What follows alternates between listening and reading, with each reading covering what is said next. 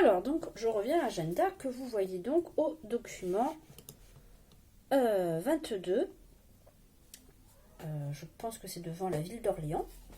Donc, vous voyez Jeanne d'Arc à cheval avec son étendard et surtout en armure, et évidemment en pantalon. Hein, elle n'est pas en robe. Hein. C'est un élément très important. Ce qui était strictement interdit pour les femmes, évidemment. Alors, donc après le sacre de Charles VII, normalement, sa mission est terminée, hein, puisque c'était ce que ses voix lui avaient demandé de faire. Mais Jeanne d'Arc veut continuer. Et pour elle, le prochain objectif, c'est de reconquérir Paris. Paris qui est aux mains des Anglais et des Bourguignons. Alors, elle tente donc de prendre la ville de Paris. Et elle échoue, elle est blessée. Premier échec de Jeanne, qu'on va appeler Jeanne d'Arc, puisque Charles VII va l'anoblir, c'est-à-dire qu'il va la rendre noble. Hein, le roi pouvait anoblir les grands serviteurs qui n'étaient pas nobles d'origine.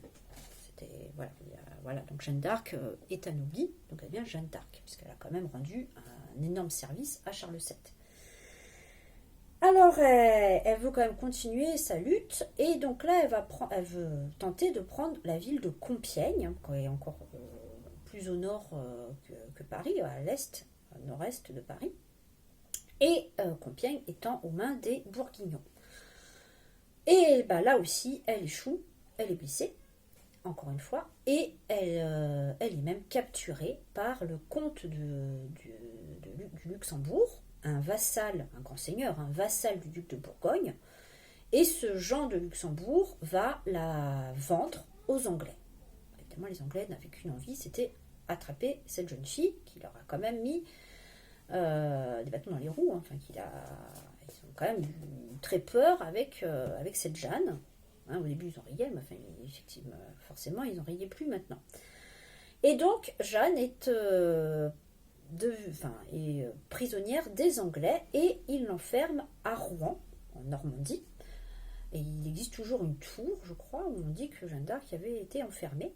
Et donc, on va lui faire son procès. Alors, ça dure plusieurs mois, hein, ça dure très longtemps. Et pendant ce temps-là, Charles VII ne fait rien pour la sauver. Voilà. Alors pourquoi, on ne sait pas vraiment. Est-ce que peut-être qu'elle le dérangeait, ou on ne sait pas trop, ou il estimait qu'elle avait fini sa mission. Enfin bon, de là, la laisser aux Anglais. Ou peut-être parce que Charles VII était débordé et qu'il ne pouvait pas s'occuper de ça. Il avait d'autres vaillants capitaines, peut-être plus importants que cette pauvre Jeanne, qui était au final qu'une paysanne. Et donc, les Anglais lui font son procès. Alors, les Anglais, mais les Français qui étaient au service des Anglais. Hein. Celui qui va diriger son procès était l'évêque de Beauvais. C'était un homme d'église. L'évêque de Beauvais, qui s'appelait Pierre Cochon. Et donc, qui était au service des Anglais. Hein. C'était un bourguignon et également un pro-anglais.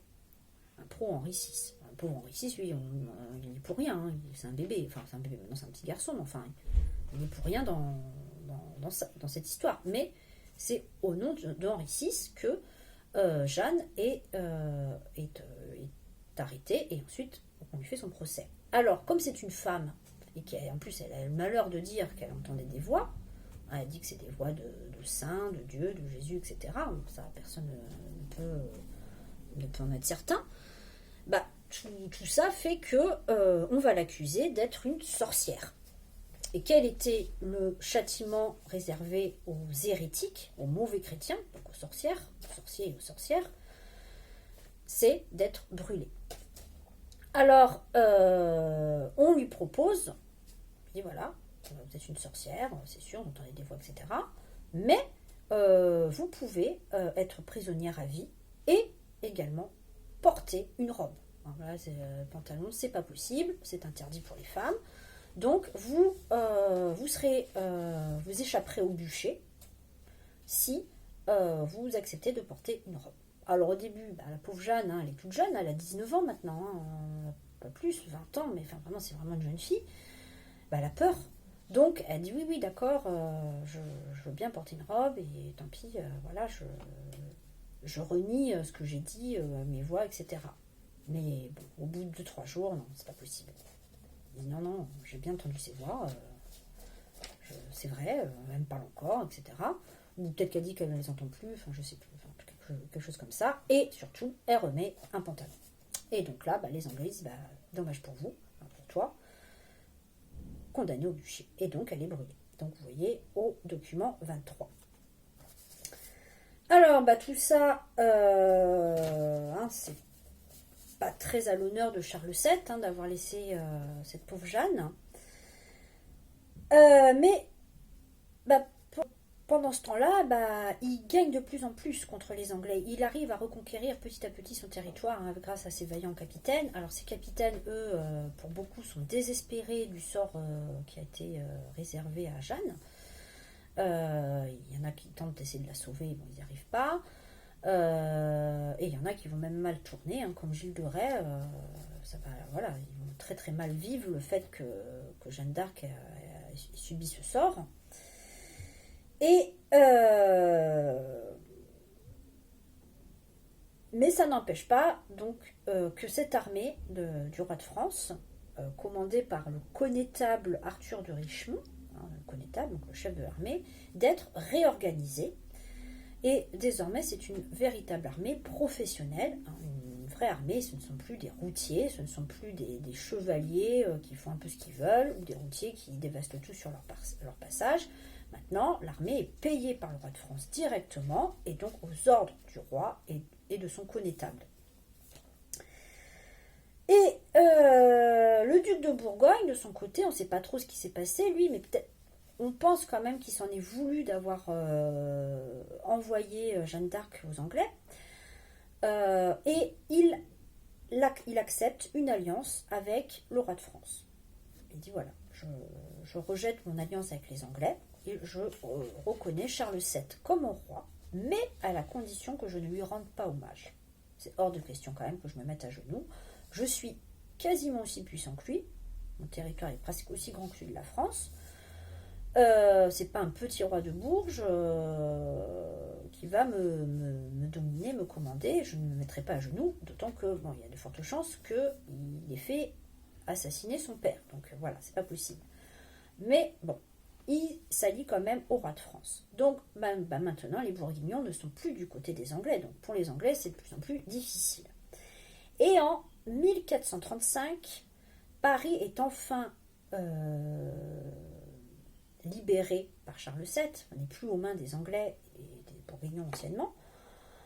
Et donc Charles VII rentre dans Paris, il est accueilli royalement, c'est une grande fête, voilà, il est acclamé, etc. Mais bon, Charles VII, lui, Paris, c'est pas possible. Il retourne très vite sur la Loire, il a de trop mauvais souvenirs de Paris quand il était jeune, donc il ne reviendra plus jamais à Paris. Il y a mis les pieds une fois et c'est tout. Et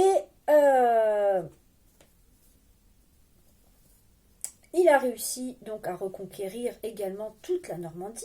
Et là, en arrivant à Rouen, on lui retrouve, c'est pas lui directement, on lui retrouve les papiers du procès de Jeanne d'Arc. Et donc, pour Charles VII,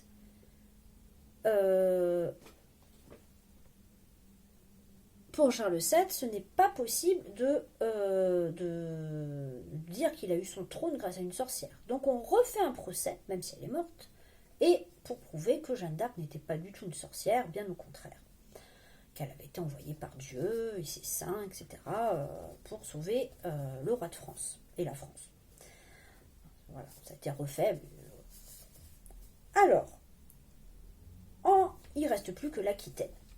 Et donc, il va falloir attendre 1453. Et il y a une bataille, la bataille de Castillon, en Aquitaine, en Guyenne, qui est gagnée par les Français. Et on considère que c'est la fin officielle de la guerre de 100 ans. Et les Anglais n'ont plus que Calais. Voilà.